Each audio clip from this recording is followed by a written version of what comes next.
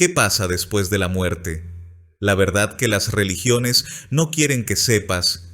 ¿Es Jesús mucho más de lo que nos han contado? Descubre la historia oculta detrás de su vida.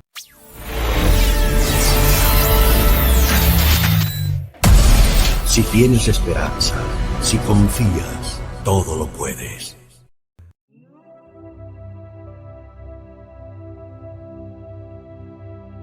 Hola y bienvenidos a nuestro canal Mundo Caballo de Troya, canal dedicado a la maravillosa saga de libros de J.J. Benítez, en donde exploramos los misterios más profundos de la humanidad, la espiritualidad y el universo. Hoy vamos a sumergirnos en un tema que desafía todo lo que nos han contado sobre la vida, la muerte y lo que realmente significa existir. Imagina un lugar al que todos llegamos después de la muerte, sin juicios, sin castigos, sin importar si fuiste bueno o malo, creyente o escéptico. Un lugar donde la existencia continúa de forma más intensa y más física que esta vida. ¿Te lo habías planteado alguna vez? En este video desentrañaremos las palabras de J.J. Benítez sobre lo que ocurre más allá del dulce sueño de la muerte. Juanjo nos hablará de cómo las religiones podrían habernos desviado de la verdad, de las conexiones entre los seres humanos y otras civilizaciones, y de por qué el Jesús que conocimos en la religión es apenas una sombra de su verdadera historia. Prepárate para abrir tu mente, cuestionar lo establecido y descubrir una perspectiva que te hará ver la vida y lo que viene después de una forma completamente nueva. Quédate hasta el final, porque lo que estás a punto de escuchar podría cambiar tu forma de entender el universo. Comencemos esta fascinante exploración junto a J.J. Benítez. Es decir, todos los seres humanos, todos, sean buenos, sean malos, sean creyentes, sean lo que sean, cuando mueren, todos van al mismo lugar y siguen vivos. Y nadie les juzga. El ser bueno o el ser malo es un juego dentro de lo que es esta existencia, que no lo podemos entender bien, porque nuestra capacidad mental es muy pequeña y lo que hay al otro lado es enorme, Entonces las religiones, lamentablemente, lo que hacen es despistar a las personas. Yo me he dado cuenta, en los últimos años me he dado cuenta de que cada uno, como digo, tiene un papel en la vida. Todo el mundo tiene un trabajo, tiene un contrato, lo cumple sí o sí, aunque no lo entienda. Y en mi caso yo entiendo que, digamos, la zona más importante de mi vida o de mi trabajo es intentar abrir la mente de las personas. ¿Cómo? Pues con los libros, con la palabra, es decir, pues abrir la mente de los seres humanos a que hay otros mundos, a que hay otras civilizaciones fuera de la tierra, que Jesús de Nazaret no es lo que te han contado, es mucho más. Y por supuesto que hay vida después de la muerte, que hay que tener una esperanza. Una esperanza, pase lo que pase. Vivas lo que vivas o malvivas lo que malvivas, después de muerto seguirás vivo. Estoy seguro al 150% de que después de la muerte hay vida, y mucho más interesante, mucho más física que esta. Siempre hay gente que te dice, a lo mejor son alucinaciones o imaginación de la gente. Bien, sí, de acuerdo. Yo pienso que hay muchísimos casos que no son alucinaciones ni imaginaciones, sino que son reales. ¿Eso qué significa? Sencillamente que después de la vida hay otra vida, que no sabemos cómo es, por supuesto, pero que por la investigación, por los indicios que yo estoy recogiendo, es mucho mejor que esta, infinitamente mejor que esta. Estoy bien es un libro en el que yo cuento muchas investigaciones de personas que han visto, que han hablado con amigos o familiares que están muertos en todo el mundo. y es verdaderamente espectacular. Es decir, después de reunir esa información, no te puede quedar la menor duda. Es decir, es imposible que se pongan de acuerdo un señor de Pittsburgh en Estados Unidos y una niña en Pakistán. Y cuentan lo mismo. Y cuentan que han visto a su familia muerta y que han visto, en el caso de Pittsburgh, a un compañero y amigo, profesor de la universidad, que ya estaba muerto, que llega y se presenta en la casa de este otro profesor para decir una cosa aparentemente absurda. El profesor, que estaba vivo, estaba buscando un libro de poemas de este señor que había muerto, pero él no sabía que había muerto. Vivían en dos ciudades distintas, en Pittsburgh y en San Luis. Y de repente se presenta en la madrugada y le dice: el libro que estás buscando, mi libro, está allí. Y desapareció. Entonces el hombre se quedó muy perplejo, encontró el libro y al poco suena el teléfono y le dicen: fulanito acaba de morir. Bueno, todas estas historias, todos estos casos en todo el mundo es lo que a mí me llevan a pensar que efectivamente después del dulce sueño de la muerte, que no es más que un sueño, sigues vivo, en otro sitio y con un cuerpo físico. Nada de espíritu, no, físico. Lo que pasa es que las religiones, desde mi punto de vista, no han sabido transmitir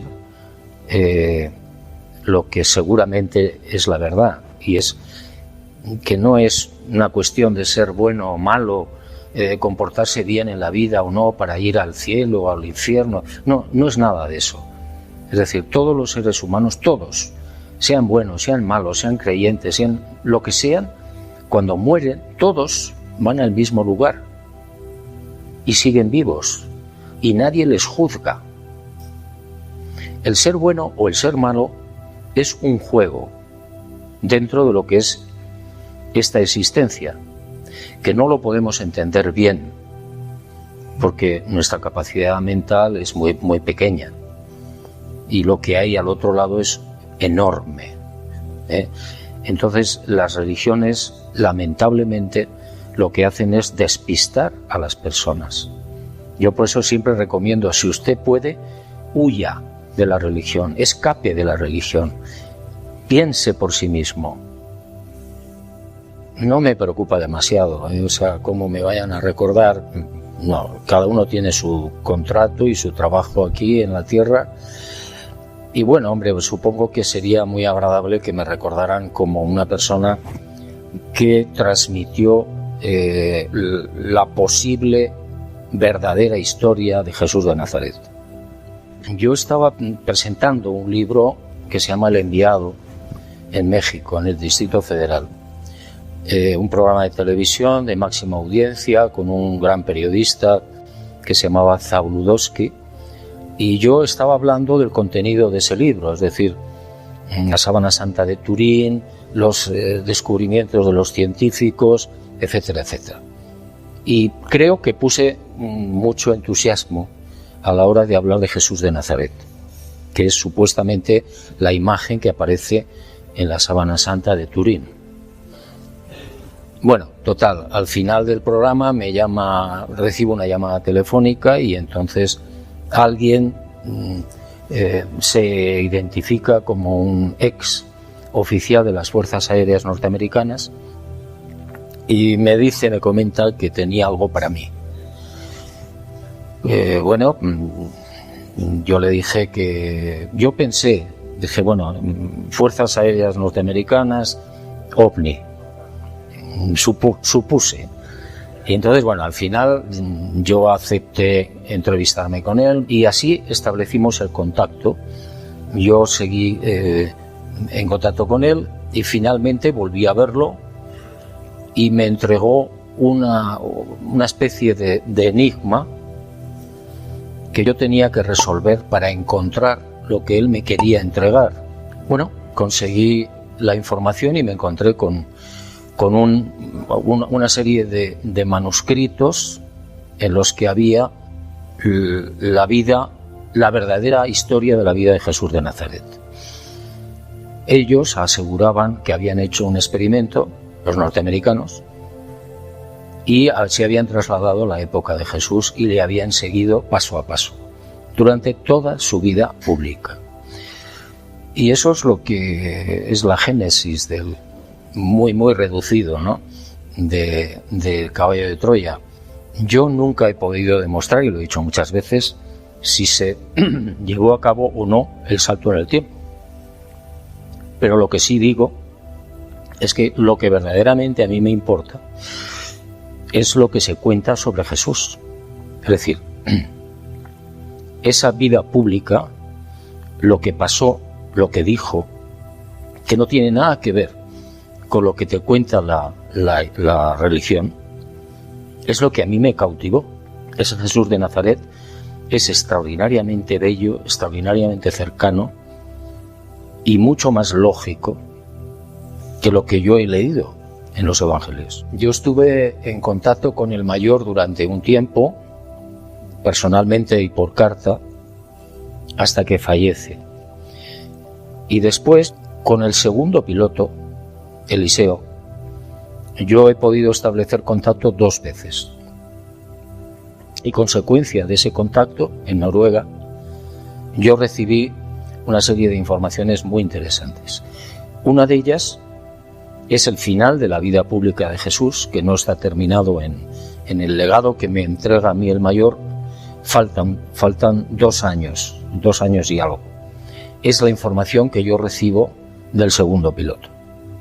Con lo cual se cierra toda la vida pública. Esa información pues es muy interesante porque complementa el resto de la vida pública de Jesús.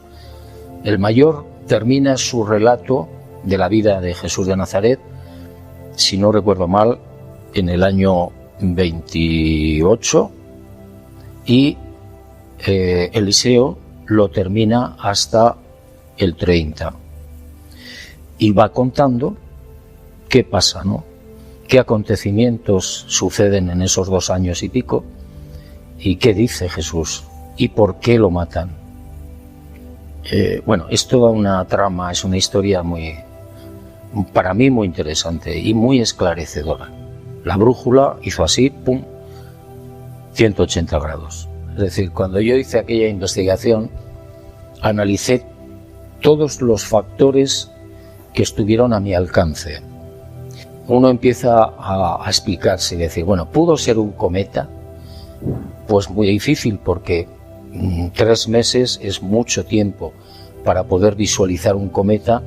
Segundo, un cometa está muy lejos, la visualización de un cometa queda muy lejos. Tercero, difícilmente te puede orientar en un camino como era la zona de Ur de Caldea, Babilonia, esa zona hacia Belén. Y sobre todo, ellos tenían la costumbre de viajar solamente de día. No era normal viajar de noche porque era peligroso, y entonces ¿cómo es posible que tú puedas ver de día un cuerpo luminoso, una estrella, una conjunción? Otra de las teorías que hablaba de decir, no, es que fue una conjunción de 2-3 planetas. No, porque eso es de noche, pero no de día. Y además una conjunción no te lleva a ningún sitio. Bueno, hay una serie de razones, de argumentos que yo estuve estudiando y que daban como resultado que no podía ser nada de eso. Es decir, tenía que ser un objeto brillante, luminoso, que durante el día les llevaba por un camino hasta el lugar.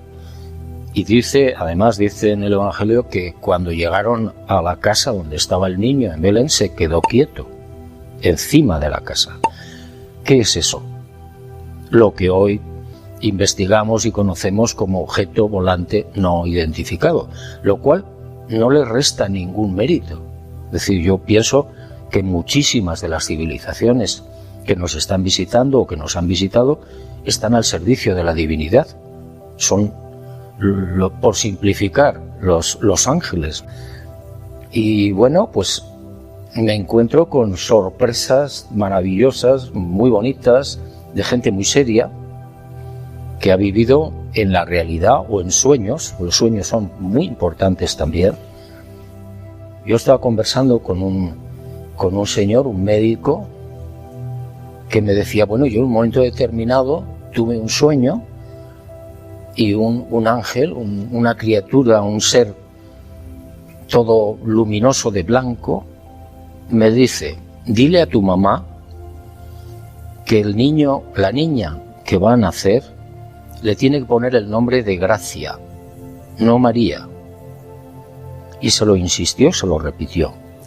Entonces, cuando termina el sueño, se va a ver a su mamá y efectivamente la señora estaba a punto de dar a luz, pero era una época en la que no se sabía el sexo del niño o de la criatura. Y nació niña y le pusieron Gracia. Bueno, este tipo de cosas son frecuentísimas. Incluso ángeles o seres o criaturas de este tipo que salvan la vida de las personas. De alguien que está sentado en un acantilado, a sus pies tiene la mar, y de repente se le aparece en el aire una persona luminosa y le dice, fulanito, quítate de ahí, vete para atrás. Y el hombre, perplejo, asustado, se levanta y se va. Y a los 2 segundos se cae el acantilado y se hubiera matado.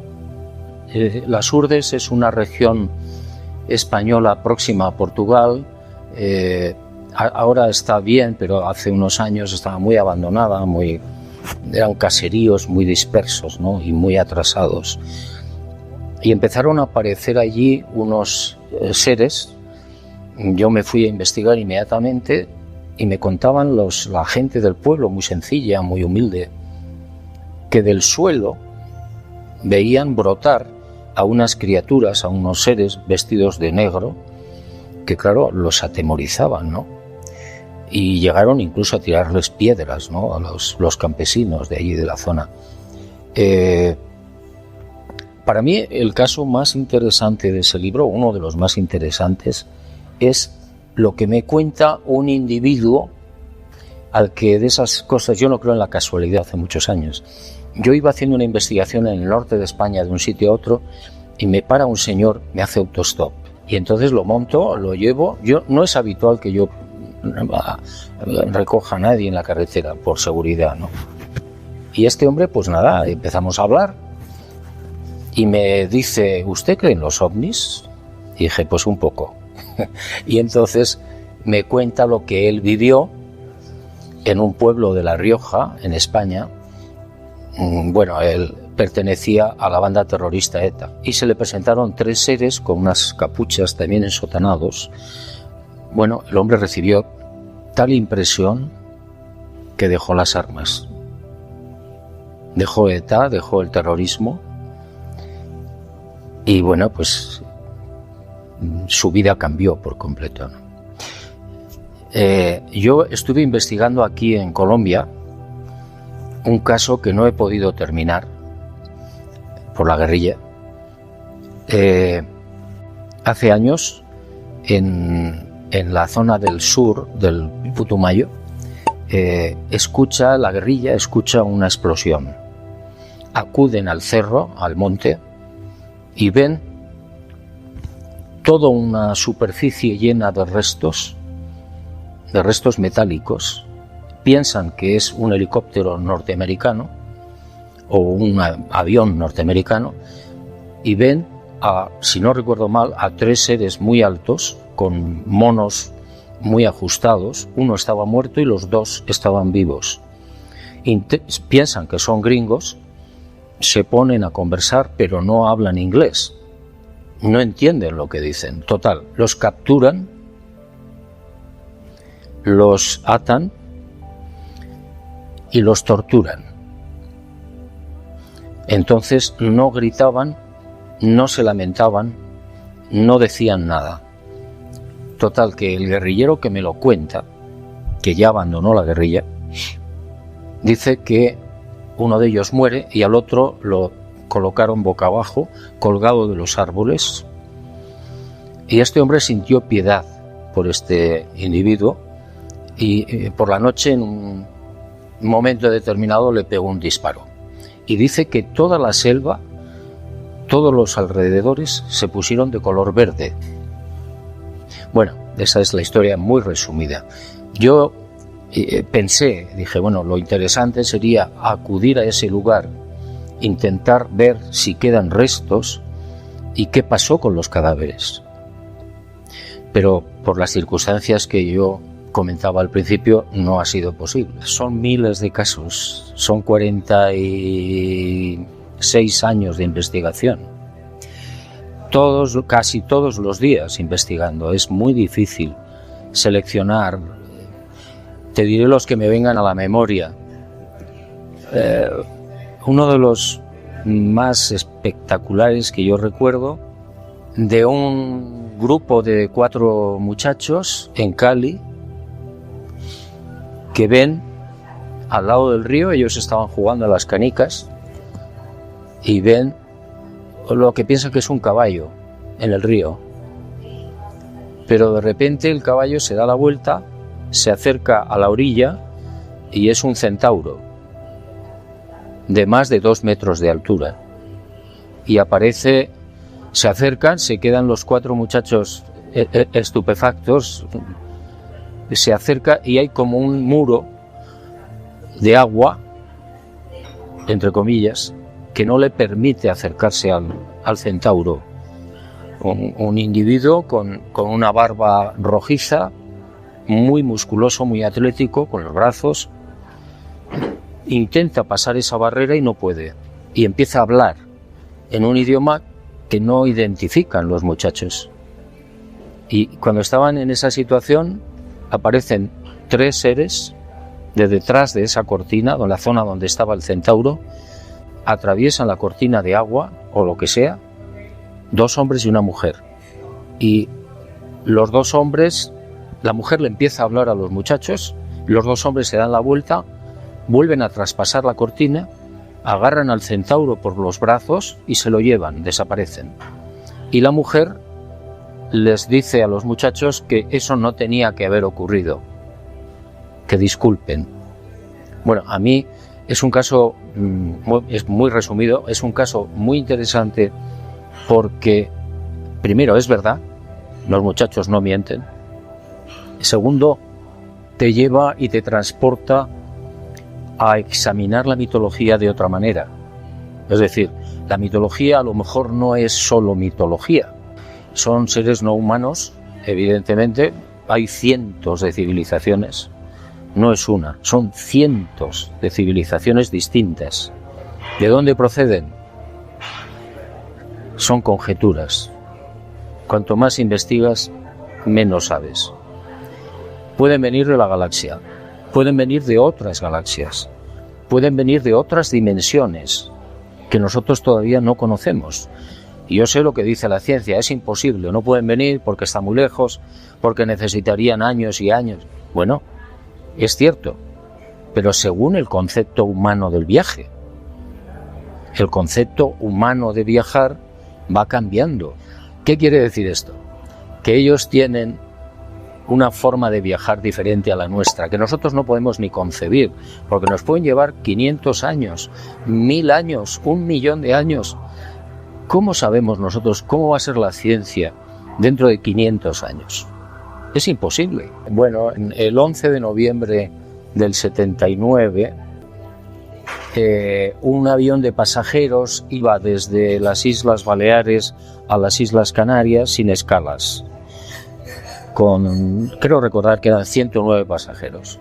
Y en un momento determinado, cuando estaban por el Mediterráneo, aparece un objeto a su izquierda y le acompaña al avión.